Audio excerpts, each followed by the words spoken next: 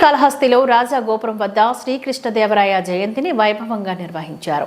శ్రీకాళహస్తీశ్వర స్వామివారి దేవస్థానం మాజీ ధర్మకర్తల మండలి అధ్యక్షుడు అంజూరి తారక శ్రీనివాసులు ఆధ్వర్యంలో శ్రీకృష్ణదేవరాయ విగ్రహానికి పాలాభిషేకం చేసి పుష్పమాలలు వేసి ఘన నివాళులర్పించారు. రాజనీతిజ్ఞుడైన శ్రీకృష్ణదేవరాయలు దేశ చరిత్రలోనే అత్యున్నత పాలనతో అటు ఆధ్యాత్మిక చింతన ఇటు జీవన వైవిధ్యాన్ని అమలు చేసి ప్రజల గుండెల్లో చిరస్మరణీయమైన స్థానాన్ని సంపాదించుకున్నారని అంజూరి తారక శ్రీనివాసులు కొనియాడారు.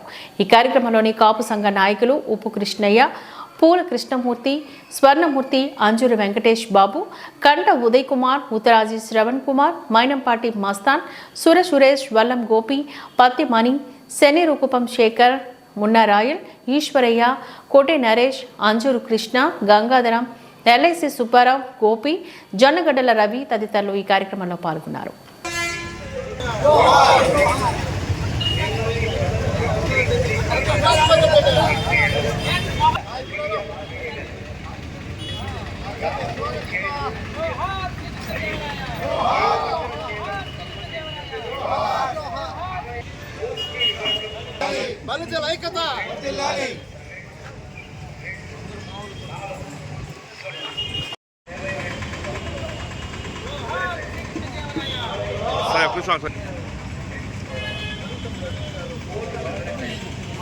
రాయుల వంశం వర్ధిల్లాలి, వర్ధిల్లాలి.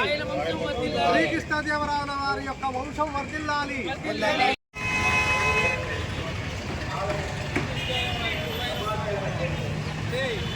చూడండి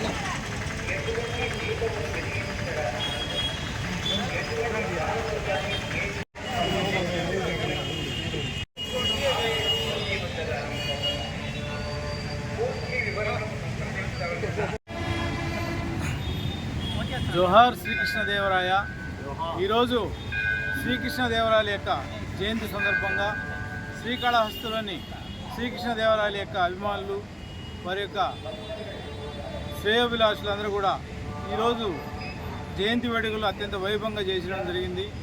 54 సంవత్సరాలుగా 554 సంవత్సరాలుగా జయంతి ఉత్సవాలు జరుపుకోవడం అనేది ఏ ఒక్క వ్యక్తికి వీలు కాదు, మానవ జన్మెత్తి. అదే శ్రీకృష్ణదేవరాయలు మానవ జన్మెత్తి ఇన్ని సంవత్సరాలు జయంతి వేడుకలు జరుపుకోవడం అంటే ఆయన యొక్క రాజనీతి, ఆయన విఘ్నత, నిజాయితీ ఈ భారతదేశంలో ఏ ఒక్క రాజుకి అందని గౌరవము ఒక శ్రీకృష్ణదేవరాయలకి మాత్రం అందింది.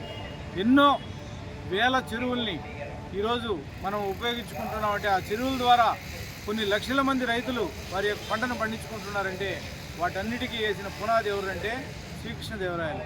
అదేవిధంగా ఆధ్యాత్మికంగా కొన్ని వేల దేవాలయాల నిర్మాణం జరిపింది. అందులో ముఖ్యంగా మన రాజగోపుర నిర్మాణం కూడా శ్రీకృష్ణదేవరాయలు నిర్మాణం చేశారు.